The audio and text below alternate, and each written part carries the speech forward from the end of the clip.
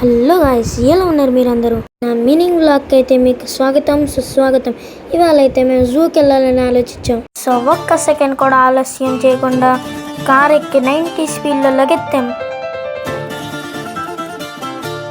So finally జూకి అయితే వచ్చేసినాక ఒక్క second కూడా ఆలస్యం చేయకుండా టికెట్లు అయితే తీసేసుకుని జూకి అయితే లగెత్తాం. జూకి ఎంటర్ అవగానే ఒక విగ్రహం అయితే చూసాను. అది మాత్రం చాలా విచిత్రంగా ఉంది. మా ఊళ్ళో అయితే కన్ఫ్యూజ్ అయ్యి అటు ఇటు చూస్తున్నారు, ఇది జూ లేకపోతే. ఈ ప్లేస్కి వచ్చినాక ఫస్ట్ యానిమల్ అయితే ఇండియన్ వాటర్ అంట. ఇవి నీళ్ళల్లో భలే స్విమ్మింగ్ చేస్తున్నాయి. ఈ నీళ్ళల్లో అయితే చేపలు అయితే సరే, ఈ వాటర్లో ఏమో రొట్టెలు వేసుకుంటే తింటున్నాయి చూడండి. ఈ వాటర్స్ని అయితే చూసినాక బ్లాక్ బేర్ ఎంక్లోజర్కి అయితే వెళ్ళాం. భలే క్యూట్గా ఉంది చూడండి.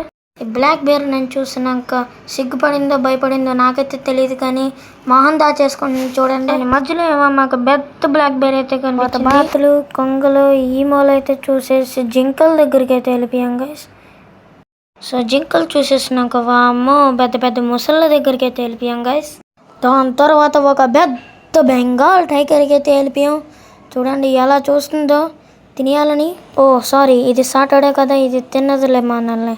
శ్రీనివాస గోవింద, శ్రీ వెంకటేశ గోవింద. సో దాని తర్వాత అయితే నాకు అర్థమైంది, నేను బిగ్ సెక్షన్లో ఉన్నాను.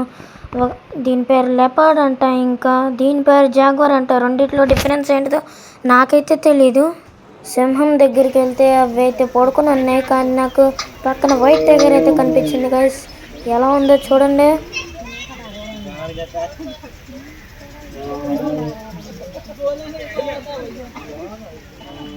సో గైస్, ఈ వీడియో అయితే ఇంతే. Thank you for watching guys. ఈ వీడియో నచ్చితే లైక్ చేయండి, షేర్ చేయండి, ఇంకా సబ్స్క్రైబ్ చేయండి. Bye bye.